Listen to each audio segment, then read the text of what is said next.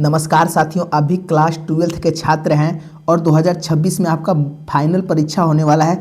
तो यह वीडियो आप लोगों के लिए बहुत ही इंपॉर्टेंट है, क्योंकि इस वीडियो में हम लोग हिंदी का मोस्ट वीवीआई ऑब्जेक्टिव क्वेश्चन देखने वाले हैं, जो कि आपके एग्जाम में 100% आने की संभावना अधिक है। जो बच्चे इस वीडियो को लास्ट तक देख लेता है, समझो हिंदी का उसका इंपॉर्टेंट ऑब्जेक्टिव क्वेश्चन जो आपके एग्जाम में आने वाले प्रश्न हैं वो सब क्लियर हो जाएंगे।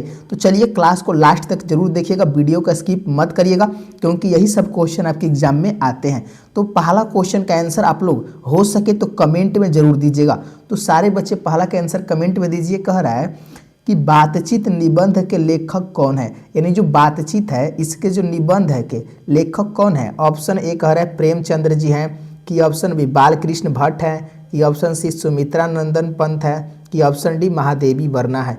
तो याद रखेंगे बातचीत निबंध के जो लेखक हो जाएंगे बालकृष्ण भट्ट जी हो जाएंगे। कौन हो जाएंगे? बालकृष्ण भट्ट जी हो जाएंगे। ऑप्शन बी आपका बिल्कुल सही हो जाएगा, ध्यान रखेंगे। चलिए दूसरा क्वेश्चन इनका आंसर दीजिए। क्वेश्चन नंबर दूसरा का आंसर लगाएंगे सारे बच्चे।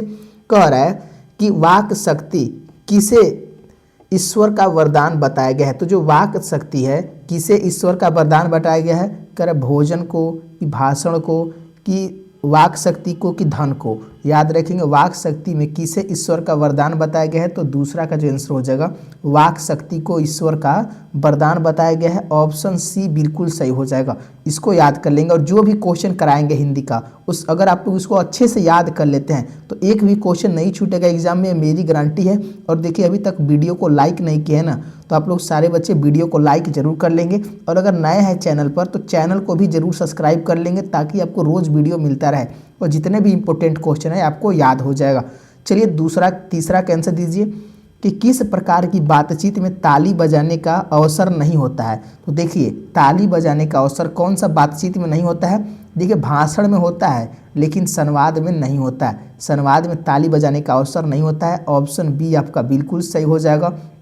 चलिए अगला क्वेश्चन देखते हैं। चौथा क्वेश्चन क्या कह रहा है कि बातचीत का उद्देश्य क्या होता है। तो बातचीत का जो उद्देश्य होता है मन बहलाना होता है, कि ज्ञान प्राप्ति करना, कि ताली बजाना, कि सम्मान प्राप्त करना। याद रखेंगे मन बहलाना होता है। ऑप्शन ए आपका बिल्कुल सही हो जाएगा। ये सब बहुत ही इंपॉर्टेंट क्वेश्चन है जो कि एग्जाम के लिए बहुत ही जरूरी है। करें पांचवा क्वेश्चन कि बिना वाक शक्ति के संसार कैसा होता है। तो याद रखेंगे गूंगा।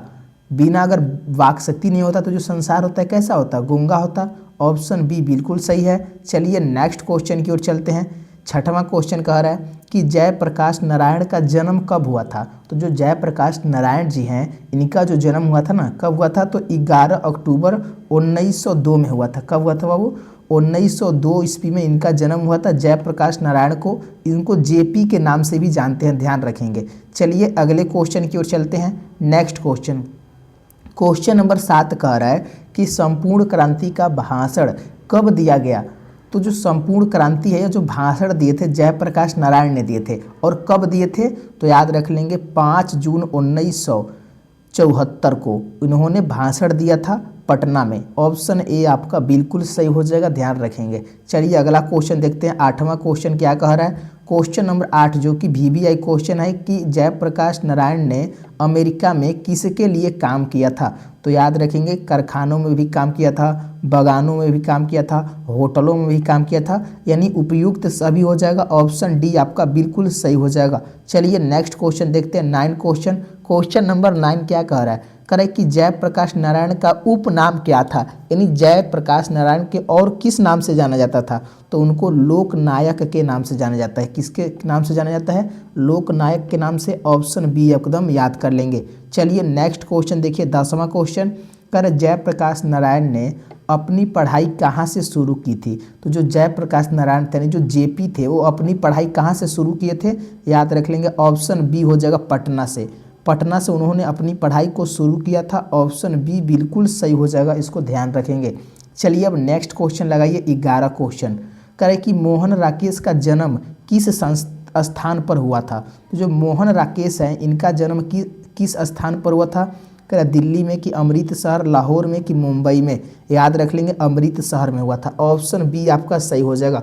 और देखिए बाबू कुछ बच्चे होते हैं जो कि मेहनत करते हैं लेकिन उनको रिजल्ट अच्छा नहीं आ पाता है। क्यों नहीं आता है? उसका एक ही कारण है कि वो बाबू जो क्वेश्चन इंपॉर्टेंट है उसको ध्यान नहीं देते हैं, वो फिजूल के क्वेश्चन में लगे रहते हैं। तो बाबू ऐसा मत करिएगा, आपको क्वेश्चन याद करना है तो इंपॉर्टेंट क्वेश्चन जो कि हम करवाते हैं अगर उसको याद कर लेते हैं तो एक भी क्वेश्चन आपको एग्जाम में नहीं छूटेगा। और देखिए वीडियो को लाइक ज़रूर कर देंगे और चैनल को सब्सक्राइब नहीं किए हैं तो ज़रूर कर लेंगे। चलिए 12 का आंसर दीजिए कि सिपाही की माँ एकांकी किस पुस्तक से ली गई है। तो सिपाही की माँ जो एकांकी है किस पुस्तक से लिया गया है, तो याद रख लेंगे अंडे के छिलके और अन्य एकांकी से। किससे, तो अंडे के छिलके और अन्य एकांकी से लिया गया है। ऑप्शन सी को याद कर लेंगे। अगले क्वेश्चन की ओर चलते हैं। क्वेश्चन नंबर 13 कि बिस्नी को किसकी प्रतीक्षा है। तो बिस्नी को किसकी प्रतीक्षा है, तो याद रख लेंगे बेटे की, अपने बेटे की प्रतीक्षा है। ऑप्शन सी ध्यान रखेंगे। अगले क्वेश्चन की ओर चलते हैं। 14 क्वेश्चन करा कि बिस्नी का इकलौता बेटा किस जगह युद्ध लड़ने गया है। तो जो उसका इकलौता बेटा था ना, किस जगह युद्ध लड़ने गया था, तो बर्मा में युद्ध लड़ने गया था। ऑप्शन सी एकदम याद कर लेंगे, यह भी VVI क्वेश्चन है। चलिए अगले क्वेश्चन की ओर चलते हैं। नेक्स्ट क्वेश्चन देखते हैं क्या कह रहा है। 15 क्वेश्चन कह रहा है कि बिस्नी अपने बेटे को युद्ध में क्यों भेजती है। तो याद रख लेंगे वो तो अपने युद्ध में क्यों भेजती है, तो गरीबी के कारण, गरीब होने के कारण बाबू बिस्नी जो है अपने लड़के को, अपने बेटे को युद्ध में भेज देती है। ऑप्शन ए ध्यान रखेंगे। इसलिए बाबू आप लोगों को कहते हैं कि आप लोग पढ़ाई करिए, क्योंकि गरीबी ना मौत से भी बदतर होती है, ध्यान रखेंगे। 16 का आंसर लगाइए कि उसने कहा था कहानी के लेखक कौन है। तो उसने कहा था जो कहानी के लेखक हैं कौन है, प्रेमचंद्र हैं कि चंद्रधर शर्मा गुलेरी जी हैं। याद रख लेंगे चंद्रधर शर्मा गुलेरी जी हैं। ऑप्शन बी आपका बिल्कुल सही हो जाएगा। अगले क्वेश्चन की ओर देखते हैं। 17 क्वेश्चन जो कि VVI क्वेश्चन यानी इंपॉर्टेंट है, जो आने वाला है। कह रहे उसने कहा था कहानी की शुरुआत किस स्थान से होती है। तो यह जो होती है अमृत शहर से होती है। कहाँ से, अमृत शहर से, वहीं से जब लड़का और लड़की एक दूसरे को देखते हैं। ऑप्शन बी आपका सही हो जाएगा। अगला क्वेश्चन देखिए 18 क्वेश्चन कह रहा है लहाना सिंह ने किस लड़की को तांगे के नीचे आने से बचाया। तो लहाना सिंह ने किस लड़की को बचाया था, तो सूबेदारनी को बचाया था। किसको, सूबेदारनी को बचाया था टांगे के नीचे आने से। तो ऑप्शन ए आपको ध्यान रखना। ये सब बाबू इंपॉर्टेंट क्वेश्चन है जो कि कुछ बच्चे होते हैं जो कि नहीं याद करते हैं बाबू, उनको एग्जाम में पछताना पड़ेगा, ध्यान रखेंगे। और आप लोग जरूर याद कर लेंगे। कह रहे लहाना सिंह ने लड़की से कौन सा प्रश्न बार बार पूछता है। तो जो लहाना सिंह था ना वो लड़की से पूछता था कि तेरी कुड़माई हो गई, यानी तेरी मंगनी हो गई। ऑप्शन ए आपको ध्यान रखना है। अगले क्वेश्चन की ओर चलते हैं। 20वां क्वेश्चन कह लहाना सिंह ने सूबेदारनी को किस रूप में पहचाना था, अपने दोस्त की बहन के रूप में, कि अपने बचपन की दोस्त के रूप में, कि अपने शिक्षक के बेटी के रूप में, कि अपने साथी सैनिक के बहन के रूप में। देखिए जो लहाना सिंह है ना वो सूबेदारनी को अपने बचपन के दोस्त के रूप में पहचाना था। ऑप्शन बी आपको ध्यान रखना है। अगले क्वेश्चन की ओर देखते हैं। 21 क्वेश्चन करा कि रामधारी सिंह दिनकर जी का जन्म कब हुआ था। मोस्ट VVI क्वेश्चन है। तो रामधारी सिंह दिनकर जी का जो जन्म हुआ था वो हुआ था 1908 में। 1908 ईस्वी में रामधारी सिंह दिनकर जी का जन्म हुआ था, ध्यान रखेंगे। चलिए 22 क्वेश्चन देखिए। करा दिनकर जी का जन्म स्थान कहाँ है। याद रख लेंगे दिनकर जी का जो जन्म स्थान हो जाएगा पटना में कि सेमरिया में, सेमरिया में है। कहाँ है बाबू, सेमरिया में है। ऑप्शन बी बिल्कुल सही हो जाएगा, इसको एकदम रट जाएंगे। अगला क्वेश्चन देखिए 23 क्वेश्चन कह रहा है कि अर्धनिस्वर के लेखक कौन हो जाएंगे। तो अर्धनिस्वर जो पाठ है इसके जो लेखक कौन है, प्रेमचंद्र हैं कि रविंद्रनाथ टैगोर हैं कि रामधारी सिंह दिनकर जी हैं कि महात्मा गांधी है। याद रख लेंगे कौन हो जाएंगे, तो ऑप्शन सी हो जाएगा रामधारी सिंह दिनकर। यह भी चैप्टर बहुत ही इंपॉर्टेंट है, ऑप्शन सी ध्यान रखेंगे। अगले क्वेश्चन की ओर चलते हैं। 24 क्वेश्चन कह रहा है कि अर्धनिस्वर किस देवता का कल्पित रूप है।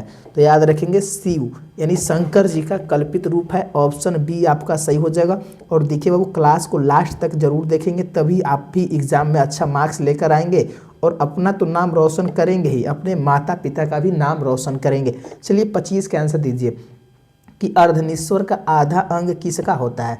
तो आधा अंग जो होता है पुरुष का होता है और आधा अंग नारी का होता है। यानी ऑप्शन ए आपका सही हो जाएगा कि अर्धनिस्वर में जो आधा अंग होता है पुरुष और नारी दोनों का होता है। लेकिन बहुत सारे बच्चे ऐसे गलती कर देते हैं कि देवता भी इसमें पूरा ऑप्शन नहीं देखेंगे, वो देव देखकर डायरेक्ट टिक लगा देते हैं। बाबू पूरा ऑप्शन देखकर आपको टिक मारना है। चलिए 26 का आंसर दीजिए कि सूरदास का जन्म किस वर्ष के आसपास माना जाता है। तो जो सूरदास का जन्म हुआ था ना वो 1478 के आसपास माना जाता है, यानी ऑप्शन ए को ध्यान में रखेंगे। अगले क्वेश्चन की ओर देखते हैं। 27 क्वेश्चन कर रहा है कि सूरदास किस गांव के रहने वाले थे। तो आप लोग कमेंट में इसका आंसर देंगे। तो सिही के रहने वाले थे। कहाँ के रहने वाले थे? सूरदास जो थे सिही के रहने वाले थे। ऑप्शन ए आपका बिल्कुल सही हो जाएगा, ध्यान रखेंगे। चलिए 28 क्वेश्चन कर रहा है कि सूरदास के गुरु कौन थे। तो उनके जो गुरु थे क्या थे? तो वल्लभाचार्य थे। सूरदास के गुरु कौन थे? तो वल्लभाचार्य थे। यह भी VBI क्वेश्चन है। जो हम इम्पोर्टेंट बताए हैं उसको एकदम याद कर लीजिएगा। ऑप्शन ए इसका सही हो जाएगा। चलिए 29 क्वेश्चन कह रहा है कि सूरदास के जन्म के समय उनकी आंखों की स्थिति क्या थी। तो जब सूरदास का जन्म हुआ था तो उनकी आंखें जन्म से ही क्या थे?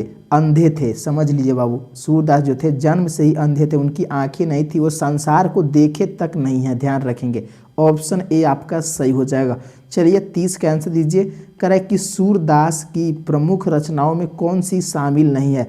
तो सूरदास की जो रचना है उनमें से कौन उनकी रचना नहीं है। देखिए सूर सागर उन्हीं का है, साहित्य लहरी उन्हीं का है, ये दोनों तो हो जाएगा। लेकिन अगला देखते हैं। देखिए ऑप्शन सी भी उन्हीं का, यानी राधा रसकेली उनका है। गीता देखिए उनका नहीं है, गीता बाबू नहीं है, ध्यान रखेंगे। ऑप्शन डी बिल्कुल सही हो जाएगा। तो फाइनली देखिए हिंदी का 30 इंपॉर्टेंट क्वेश्चन करे हैं और अभी तक आप लोगों ने लाइक नहीं किया है ना, तो लाइक और चैनल को सब्सक्राइब कर लेंगे, क्योंकि नेक्स्ट क्लास में हम लोग सब्जेक्टिव भी लाने वाले हैं और ऑब्जेक्टिव भी लाने वाले हैं। तब तक के लिए धन्यवाद। जय हिंद दोस्तों।